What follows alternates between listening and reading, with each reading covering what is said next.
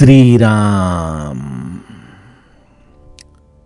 आपल्या सर्वांच्या हृदयस्थ वसणाऱ्या आत्मा रामास साष्टांग प्रणिपात करून गोस्वामी तुलसीदास रचित श्री रामचरितमानस या ग्रंथातील जो द्वितीय सोपान अयोध्याकांड याचं आपण चिंतन करत आहोत. सज्जनो, हे आपलाच कथा चिंतन क्रमांक 650. भगवंताच्या असीम कृपेने आपण आज या 650व्या निरूपणाची सुरुवात करत आहोत. आपण चित्रकूटावरती चाललेला हा प्रभू रामचंद्र आणि भरतजींचा विलक्षण संवाद अभ्यासत होतो. भरतजींनी आपल्याला दिलेला हा अधिकार किती विनयाने पुन्हा प्रभू रामचंद्रांच्या चरणी समर्पित केला. कुठला अधिकार? ज्या अधिकाराच्या द्वारे प्रभू रामचंद्र आणि मुनी वसिष्ठांनी भरताला स्वातंत्र्य दिलं की तू प्रभू रामचंद्रांना सांगशील त्याप्रमाणे प्रभू रामचंद्र आचरण करतील. परंतु खरी दास्य भक्ती जी भरतजींच्या रोमारोमामध्ये भरलेली आहे, त्या दासाला हे अत्यंत विवेकाने हृदयामध्ये घट्ट स्मरण आहे की आपण केवळ आपल्या स्वामींची सावली आहोत. सावलीला अधिकार नाही की शरीराने कशी हालचाल करावी. शरीराच्या हालचाली बरोबर समर्पित होणं एवढंच सावलीला माहीत आहे. आणि त्यामुळे प्रभू रामचंद्र सांगतील, प्रभू रामचंद्रांची जशी इच्छा असेल त्या इच्छेमध्ये आपली इच्छा समर्पित करून राहणं हेच भरताचं धर्म आचरण आहे. आणि त्यामुळे भरताने प्रभू रामचंद्रांना आपणच आम्हाला आज्ञा द्यावी अशी विनंती केली. प्रभू रामचंद्र अत्यंत मौन धारण करून या सभेमध्ये बसलेले आहेत. या प्रसंगाकडे तिन्ही लोकातली लोक आपापल्या चित्त प्रवृत्तींच्या विचारांच्या आधाराने पाहतायत. आणि त्याच वेळेला राजा जनकाचे दूत या धर्मसभेमध्ये येतात. मुनी वसिष्ठ आणि प्रभू रामचंद्रांना ते प्रणाम करतात. प्रभू रामचंद्रांचं हे वनवासी रूप पाहिल्यानंतर त्यांच्या हृदयाला अत्यंत दुःख होतं. मुनी वसिष्ठ त्यांची कुशलता विचारतात, येण्याचं प्रयोजन विचारतात. जनकाचे दूत अत्यंत विनयाने राजा जनक येत आहेत हा समाचार घेऊन या सभेमध्ये आलेले असतात. सज्जन हो, त्यातीलच पुढील कथा संवाद गोस्वामीजी आम्हाला आजच्या चौपायांमधून सांगू लागतात. कोसलपती गती सुनी जनकोरा, भे सब लोक शोक बस बोरा, जेहि देखे तेहि समय बिदेहु, नामु सत्यस लागन केहू, रानी कुचाली सुनत नरपालही, सूझन कछु जस मनि बीनु ब्यालही, भरत राज रघुबर बनबासु, भा मिथिलेश ही हृदय हरासु, नृप बुझे बुध सचिव समाजु, कहु बिचारी उचित काजू, समुझी अवध समंजस दो, चलिय की रहियन कह कछुको, नृपहि धीर धरी हृदय बिचारी, पठय अवध चतुर चरचारी, बुझी भरत सती भाऊ कुभाऊ, आये हूँ बेगिन हो ही लखाऊ। गए अवधचर भरत गती, बुझी देखी करतूती, चले चित्रकूट ही भरतू, चार चले तिरहूति सियावर। रामचंद्र प्रिय हो।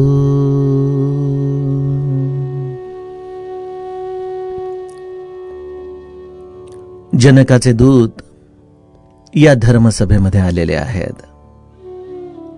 त्यांनी सर्व सभेला आणि त्यातही विशेषत्वाने मुनी वसिष्ठ प्रभू रामचंद्रांना प्रणाम केला.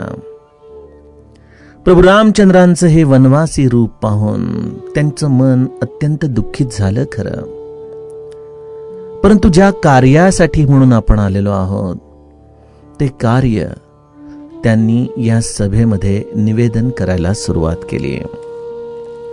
काल आपण बघितलं की त्यांनी प्रमुख समाचार सांगितला की राजा जनक त्याचं आगमन या चित्रकूटवरती होत आहे, त्याचं प्रयोजन घेऊन आपण इथं आलेलो आहोत.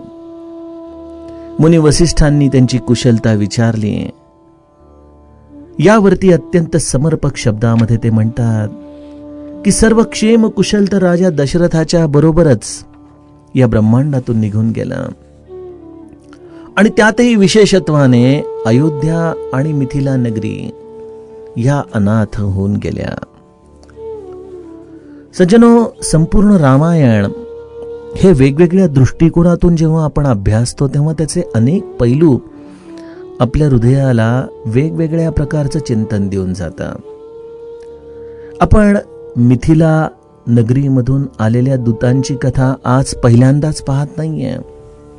आपल्याला आठवत असेल बालकांडामध्ये धनुष्यभंजन झाल्यानंतर राजा जनकाने 2 दूतांना अयोध्येमध्ये पाठवलं होतं राजा दशरथाच्याकडे चिठ्ठी घेऊन. आणि त्यावेळेला या दूतांनी कशा पद्धतीने प्रभू रामचंद्रांचं अयोध्यापतीचं वर्णन केलं होतं हे आपल्या स्मरणामध्ये असेलच. त्याच मिथिला नगरीचे दूत आज राजा जनकाचा समाचार घेऊन या धर्मसभेमध्ये आलेले आहेत. म्हणजे रामायण आपल्याला सर्वप्रथम गोष्ट शिकवतं की डेलिगेशन ऑफ ऑथॉरिटी जी आजच्या मॅनेजमेंटमध्ये अत्यंत महत्वाची मानली जाते, आपल्या जबाबदाऱ्या या लोकांवरती सोपवणं, परंतु लोकांवरती सोपवत असताना ती व्यक्ती सक्षम कशी तयार करायची, त्या व्यक्तीमध्ये त्या कार्यासाठी लागणारे सर्व गुणधर्म कसे आणायचे, या सर्व गोष्टी आपल्याला रामायण शिकवतं. बघा, इथं प्रत्येक पात्र आपल्याला काही ना काहीतरी शिकवत आहे. प्रभू रामचंद्रांनी घेतलेल्या या प्रत्येक लीला नाट्यातल्या पात्रामध्ये असे काही गुणधर्म आहेत जे आम्हाला आजच्या काळामध्ये देखील जीवन जगण्यासाठी अत्यंत उपयुक्त आहेत.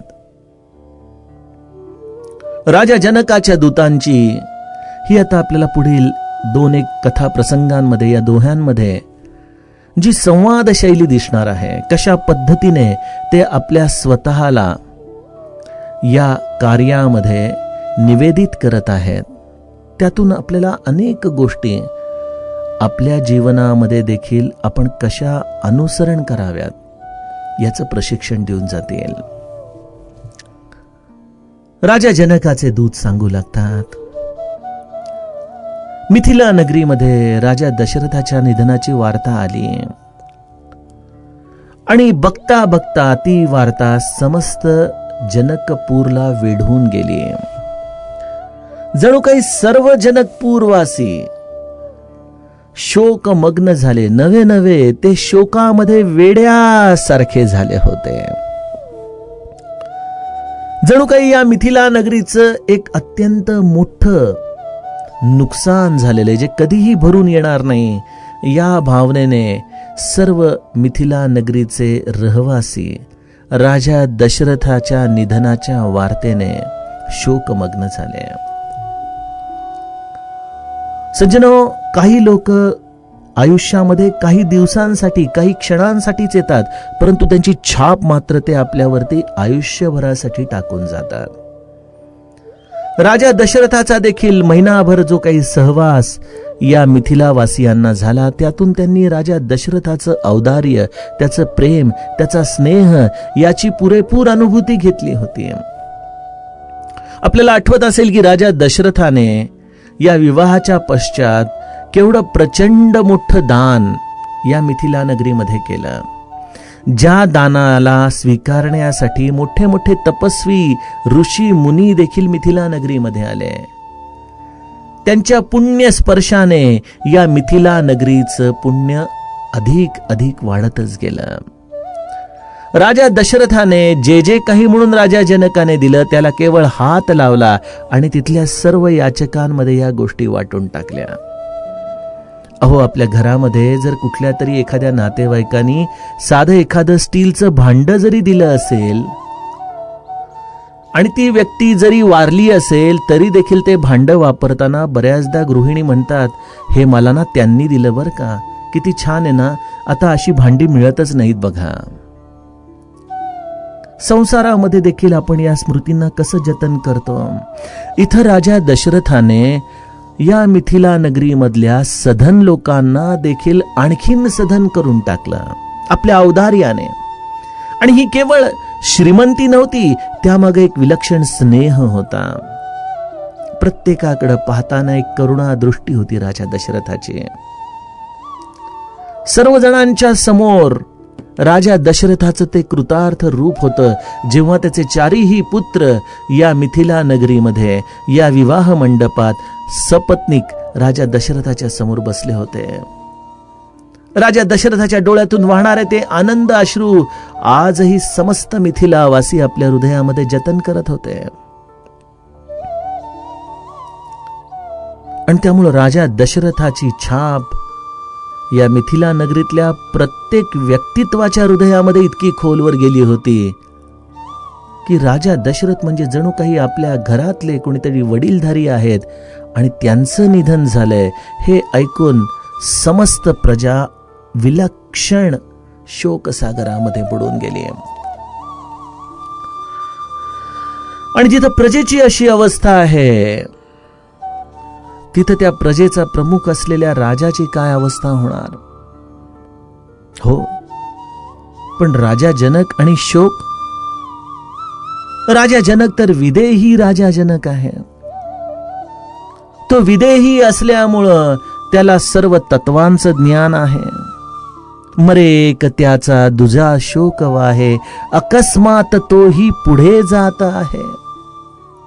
हे तत्व राजा जनकाला निश्चित ठाऊक आहे. मना सत्य हे मृत्यूभूमी. प्रत्येकाला माहित आहे की ही मृत्यूभूमी आहे. परंतु या मृत्यूभूमीमध्ये असताना एखादी व्यक्ती गेली तर त्याचा शोक देखील कशा पद्धतीने जनमानसामध्ये होतो हे आपण पाहतोच. परंतु ज्ञानी व्यक्तीला असं दुःख होऊ नये, असा शोक होऊ नये असं जरी तत्व सांगत असलं तरी राजा जनकाच्या कानावरती जेव्हा ही वार्ता गेली राजा दशरथाच्या निधनाची, त्यावेळेला त्याची अवस्था कशी झाली. राजा जनकाचे दूतच सभेमध्ये सांगतायत की जेही देखी तेही समय बिदेहू, नाम सत्य अस लाग न केहू.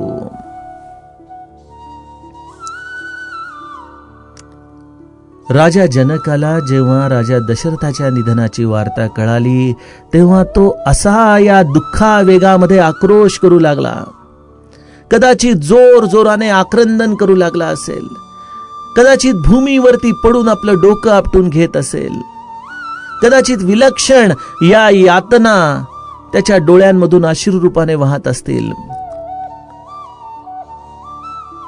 जनकाचे दूत आपल्याच राजाची स्थिती सांगतायत की आमच्या राजाला जर त्यावेळेला कोणी पाहिलं असतं तर त्याला कोणीही विदेही राजा जनक आहे असं म्हटलं नसतं.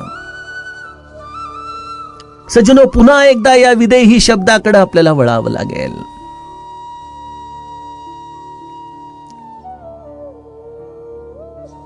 विदेही याचा अर्थ आम्ही कधी कधी चुकून असंवेदनशील असा करून बसतो. ठीक आहे, ही मृत्यूभूमी आहे. सर्व महाथोर लोकांना देखील या मृत्यूपंथाच्या मार्गाने जावं लागतं. यामध्ये हे सत्य राजा जनकाला निश्चितपणे ठाऊक आहे. मग याचा शोक का? आणि तोही अशा पद्धतीने की जिथं दूत देखील जाणून सांगतायत की त्या क्षणी आमच्या राजाला जर आपण पाहिलं असतं तर त्याला विदेही म्हटलं नसतं. मी आपणास अनेकदा म्हणतो की जी शास्त्राची वचनं आपल्याला नीट कळू शकत नाहीत त्यासाठी आपण संतांची चरित्र पाहावीत. आणि माझ्या या रामायणाचा सर्व आधार माझी माऊली आहे, माझे सद्गुरू आहेत. प्रत्येक पडणाऱ्या प्रश्नाला मी त्यांच्या चरित्रामध्ये जाऊन पाहतो. आणि या विदेहीपणाची व्याख्या पाहताना श्री महाराजांच्या चरित्रातला तो प्रसंग जो मी आपणास कदाचित याआधी बऱ्याचदा सांगितलाही असेल, परंतु पुन्हा एकदा सांगतो. राम मंदिरामध्ये एकदा एक स्त्री आपल्या लहान मुलाला घेऊन आली होती जो कुठल्या तरी दुर्धर आजाराने ग्रस्त होता.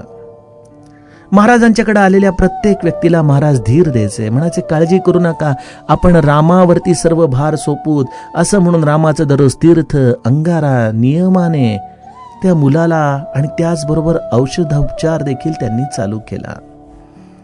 दररोज येता जाता त्या माऊलीची त्या मुलाची चौकशी श्री महाराज करायचे. एक दिवशी दुपारी 2-2:30च्या दरम्यान त्या मुलाची नाडी हळूहळू लागेनाशी झाली. देह थंड पडला. महाराजांच्या कानावरती आलं की ते मूल गेलं. महाराज त्यासरशी धावत आले. ती माय आपल्या बालकाला छातीशी धरून धाय मोकलून रडत होती. महाराजांनी झटदिशीने ते बाळ तिच्याकडून घेतलं आणि स्वतः हृदयाशी लावून महाराज अत्यंत जोर जोरात आक्रंदन करू लागले. 5-10 मिनिटं हा असा शोक सागरामध्ये सर्व समुदाय बुडून गेला. शेवटी ती आई त्या लेकराची महाराजांच्या या दुःखाला पाहून म्हणाली, महाराज आपण एवढा शोक नका करू, आता त्याच्या प्रारब्धात जे होतं ते झालंय. महाराज त्या क्षणी थांबले. म्हणाले, माय पटतंय ना तुला हे? ठीक आहे म्हणाले. लगेच क्षणात महाराज शांत झाले. त्याच्या अंत्यसंस्काराची सर्व तयारी केली. व्यवस्थित पद्धतीने त्याचा अंत्यसंस्कार केला. पुन्हा स्नान केलं. आणि गंमत अशी की त्याच दिवशी राम मंदिराच्या मागच्या प्रांगणामध्ये एक विवाहाचा कार्यक्रम होता. तो अंत्यसंस्कार करून पुन्हा स्नान करून संध्या करून महाराज या गोरज मुहूर्तावरती या विवाहामध्ये सामील झाले. आणि अशा पद्धतीने सामील झाले, हसत खेळत लोकांशी विनोद करत. महाराजांच्या बरोबर असलेले काका फडके त्यामुळे संभ्रमात पडले की नेमकं महाराजांची भावना खरी कुठली. काही वेळापूर्वी जे अत्यंत धाय मोकलून रडत होते ते खरे महाराज, का आता या विवाहामध्ये जे हसत खेळत थट्टा मस्करी करतायत ते महाराज. मनामध्ये शंका आली खरी. आणि महाराजांना विचारायची कशी, असा प्रश्न मनात घुटमळत असताना संध्याकाळी त्यांचे पाय चेपत असताना महाराजांनी स्वतःहूनच विषय काढला आणि म्हणाले, शास्त्री बुवा, प्रपंचाचं स्वरूपच हे असं आहे बरं का. एका डोळ्यामध्ये दुःखाचे तर दुसऱ्या डोळ्यामध्ये सुखाचे अश्रू घेऊन जगावं लागतं. सज्जनो, विदेहीपणा यामध्ये असंवेदनशीलता या शब्दाला कुठंच स्थान नाही. श्री महाराजांच्या चरित्रामधून जे मला एक सार त्यांच्या या समस्त प्रसंगांमधून कळतं ते हेच की महाराज प्रत्येक प्रसंगाशी अगदी समरस होऊन जगलेले आहेत बघा. मग तो दुःखाचा असेल तर दुःख त्या पद्धतीने अत्यंत उत्कट वेगाने त्यांनी प्रगट केलंय. हास्य विनोदाच्या बाबतीत देखील महाराजांची तीच अवस्था आहे. कीर्तन करत असताना देखील समरस होऊन कीर्तन करणारे श्री महाराज.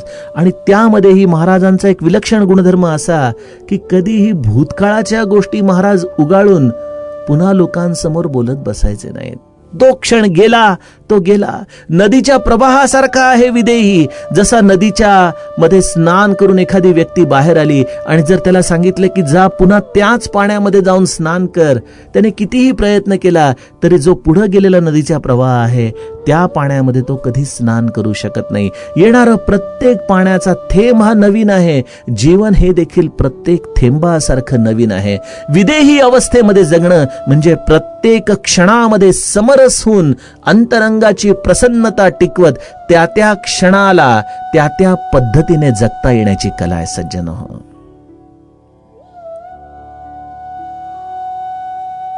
आम्ही भूतकाळाचं ओझं अंगावरती घेऊन कधीच विदेही होऊ शकणार नाही. ना भविष्याच्या अपेक्षांचा दोरखंड आपल्या पायांमध्ये बांधून विदेही होण्याची अवस्था पाहू शकतो.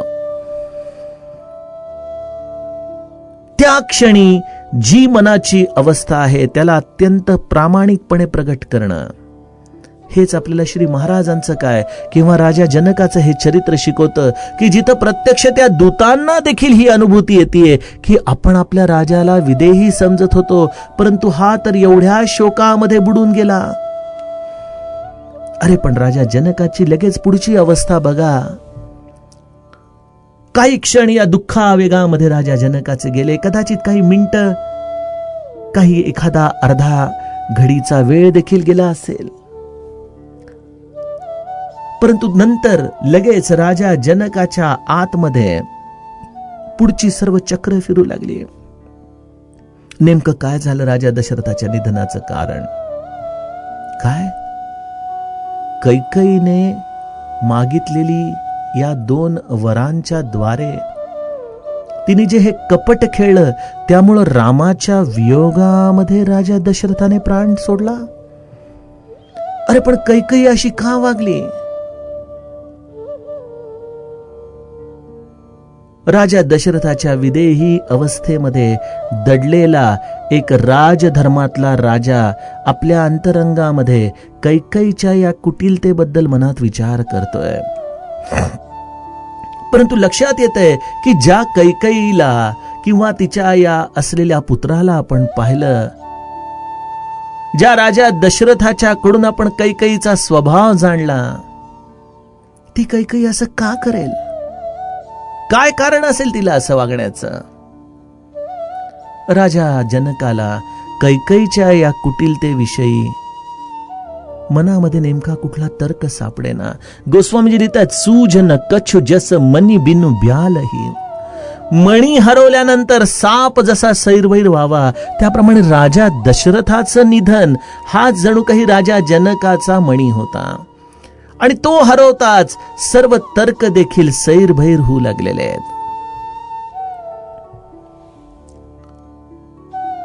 आणि त्यानंतर वार्ता कळाली की प्रभू रामचंद्र वनवासामध्ये गेलेले आहेत आणि कुटिलतेने कैकेयीने भरताला राज्य मिळवून दिलेलं आहे. या सर्व अयोध्येमधल्या अनपेक्षित गोष्टी राजा दशरथाने ऐकल्या आणि त्याचं हृदय सैरभैर झालं. सर्व नीती विवेक हे या दुःख शोक सागरामध्ये बुडून गेले. राजा जनकाने आपली राजसभा बोलवली. सर्व विद्वान मंडळी, सर्व मंत्रिमंडळाला त्याने बोलवून घेतलं. बघा सज्जनो, विदेही असल्यानंतरही मनुष्य एखादा प्रश्न आल्यानंतर विचार परामर्श करतो. अन्यथा विदेही अवस्था आहे. माझ्या आतून येणारी प्रत्येक गोष्ट ही त्या भगवंताच्या वाणीची आहे आणि म्हणून मी कोणाचाही विचार परामर्श घेणार नाही. ही अहंता देखील आम्हाला विदेहीपणाच्या आड येऊ शकते. राजा जनक आपल्याला सांगतो की जेव्हा आपल्या बुद्धीचे सर्व तर्क थांबतात त्यावेळेला आपल्या विश्वासू आणि त्यामध्ये अधिकारी असलेल्या लोकांशी आपल्या मनामध्ये आलेल्या सर्व गोष्टींना मनमोकळेपणाने आपण संवाद करावा.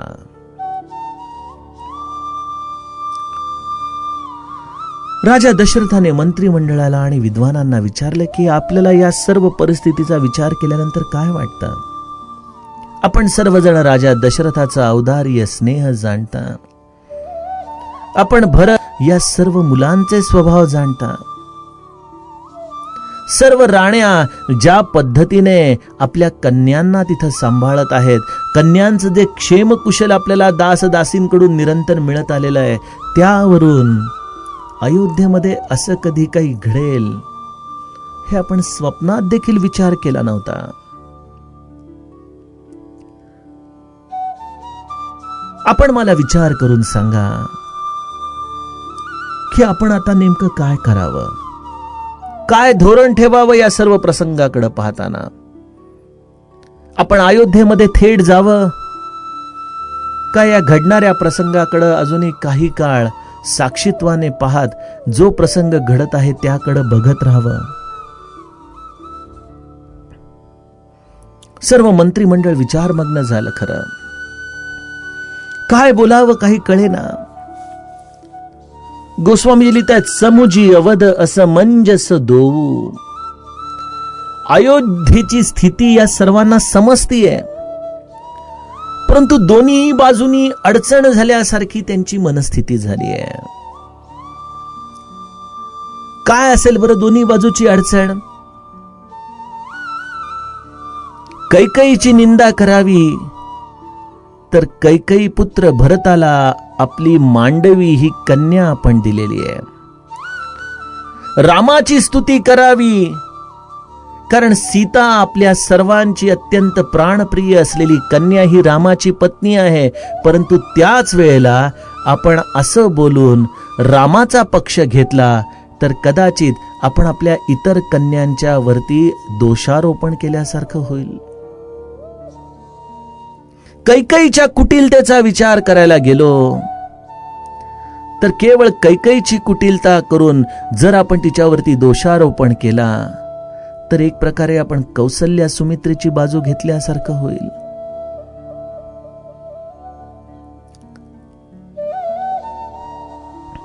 आणि सगळ्यात महत्वाचं म्हणजे हे सर्व काही आपण ऐकीव माहितीवरती करणार आहोत.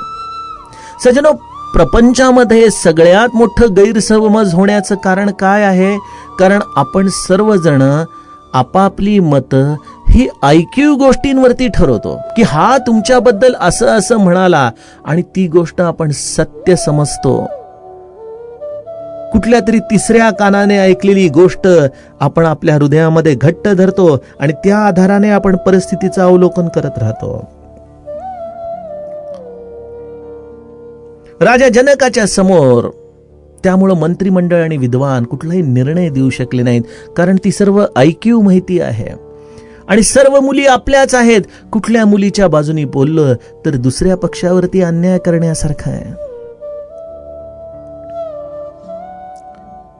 राजा जनकाने त्यांच्या मनातला संकोच जाणला आणि त्याने मनामध्ये विचार केला की असं ऐकीव माहितीवरती जाण्यापेक्षा आपले 4 विश्वासू गुप्तहेर आपण अयोध्येला पाठवावेत. या 4 गुप्तचरांना त्याने बोलवून घेतलं आणि त्याने काही नेमके प्रश्न या गुप्तहेरांना शोधून काढण्यासाठी सांगितलं. एक, भरतजींच्या अंतःकरणातला भाव काय आहे याची तुम्ही विशेषत्वाने माहिती घ्या. हे सर्व करण्यामाग भरताला राज्य हवं होतं का या गोष्टीची तुम्ही शहनिशा करा.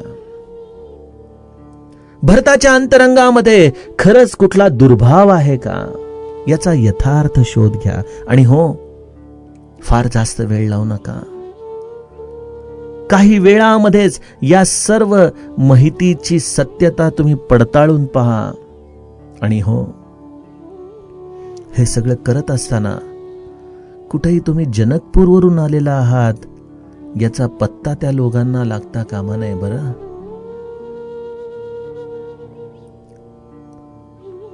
सज्जनो, वेळेअभावी या दूतांना ही गोष्ट राजा जनकाने का सांगितली असावी याचं चिंतन मी थांबवतो. परंतु कदाचित उद्याच्या कथाप्रवाहामध्ये जर पुन्हा चेतना आली तर या दूतांना निश्चितपणे राजा जनकाने हे सूत्र का सांगितलं असावं याचा आपण थोडासा शोध घेण्याचा प्रयत्न करूया.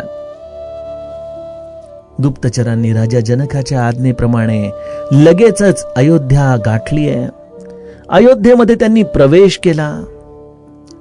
सामान्य नागरिकांमध्ये ते मिसळून गेले. प्रत्येकाच्या अंतःकरणाची स्थिती त्यांनी जाणली. तिथं उपस्थित असलेलं सैन्य, तिथं उपस्थित असलेले मंत्रीगण यांची विचारधारा त्यांनी समजून घेतली. आणि या सगळ्यातून त्यांनी भरताच्या विषयी असलेलं निश्चयात्मक मत नेमकं काय आहे हे आपल्या हृदयामध्ये घट्ट धरलं.